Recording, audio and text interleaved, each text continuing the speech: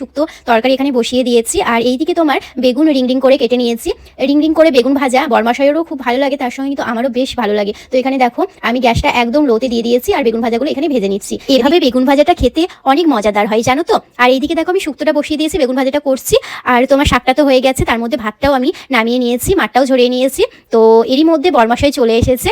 আর না শুক্তোতে তোমার পোস্ত লাগে, সবকিছুই দিয়েছি, পোস্তটা ভুলে গেছিলাম। তো বরমাশাইকে আনতে বলেছিলাম, পোস্ত যে শেষ হয়ে গেছে সেটা আমার মাথার মধ্যেই ছিল না। তো যখন শুক্তোটা আমি করি তখনই আমার মনে পড়েছিল, তো বরমাশাইকে আনতে বলেছিলাম। আর এই যে পোস্তটা বেটে আমি এখানে শুক্তোর মধ্যে দিয়ে দিয়েছি আর কিছুটা ফুটিয়ে নিচ্ছি। মাখো মাখো করলে শুক্তো তরকারিটা কিন্তু বেশ খেতে ভারী লাগে। তো এই যে তোমার আজকের হচ্ছে লাঞ্চের মেনু এটাই, শুক্তো, বেগুন ভাজা আর তোমার সবজি দিয়ে বড়ি দিয়ে পালং শাক। আমার একটু ভাজাভুজি হলে আর কিছু চাই না, তোমার বেগুন ভাজা হোক, পটল ভাজা হোক বা মূলো ভাজা হোক, যে কোনো ভাজাভুজি দিয়ে আমার কিন্তু খেতে বেশ ভালো লাগে। তবে আমার একটু ঝোল ঝোল তরকারি ভালো লাগে, তো চচ্চড়ি এই সময় খেতে একদমই ভালো লাগে না। আর বরমাশাই কি একটু ডাল আর কিছু মানে তোমার মাখো মাখো তরকারি এগুলো একটু পছন্দ করে। তো শুক্তোটা একটু ঝোল ঝোল করিনি, তোমার মাখো মাখোই করেছিলাম। শুক্তোটা কিন্তু বেশ ভালো খেতে হয়েছিল জানো তো। আর আমার হাতে শুক্তো কিন্তু বেশ ভালো লাগে, এটা আমি নিজেই বলছি। যেহেতু বরমাশাই বলবে না খাই, তবে ও বলবে না মুখের সামনে যে ভালো হয়েছে কি হয়নি, সবসময় বলে না হয়নি এরকমই বলে। আজকে শুক্তো রান্নাটা কিন্তু বেশ ভালো হয়েছে। আমি একবার নিয়েছিলাম তাতেও আমার মনটা ভরেনি, আবার একবার নিয়েছি। তো যাই হোক আমাদের এখানে লাঞ্চ কমপ্লিট হয়ে গেছিল। তারপর আমি একটু ঘুমিয়েছিলাম বিকেলের দিকে।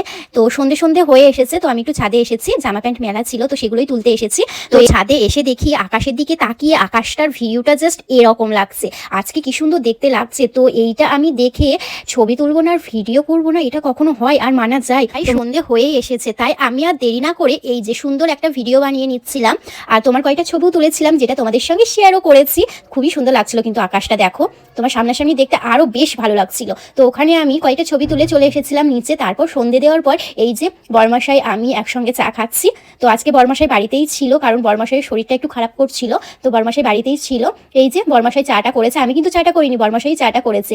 তো ভালোই হয়েছে চাটা। এই যে চায়ের সঙ্গে বিস্কিট আছে, অনেক কিছু টোস্ট আছে। তো এখন চাটা খাওয়ার পর আমি নাস্তা বানাবো, যেহেতু বরমাশাই আজকে বাড়িতেই আছে।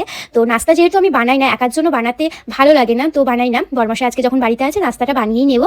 আজকে বানাবো পাস্তা। পাস্তা আমি ভালোই বানাতে পারি, তোমার ফাস্টফুডের সবকিছু আমি ভালোভাবে বানাতে পারি, এগুলোতে কোনো আমার প্রবলেম হয় না। আর আমার বানিয়ে খাওয়াতে সবাইকে বেশ ভালো লাগে। তো দেখো এখন আমি পাস্তাটা বানিয়ে নেব। আর এইদিকে তোমার রাতে ডিনারের জন্য বরমাশাই এনেছিল তোমার স্টমাক আর মেটে। তো এটা না কষা খুব ভালো লাগে। তো রাতে লুচির সঙ্গে বরমাশাই বলছিল স্টমাক আর মেটে খাবো। তো বরমাশাইয়ের কথা শুনে বরমাশাইকে বললাম ঠিক আছে নিয়ে এসো, মশলা তো আছে, তো তোমাকে ঠিক আছে রান্না করে দেবো। তো যাই হোক এখন আমার পাস্তা বানানো হয়ে গেছে নাস্তার জন্য, তো সবাইকে দিয়ে দেবো।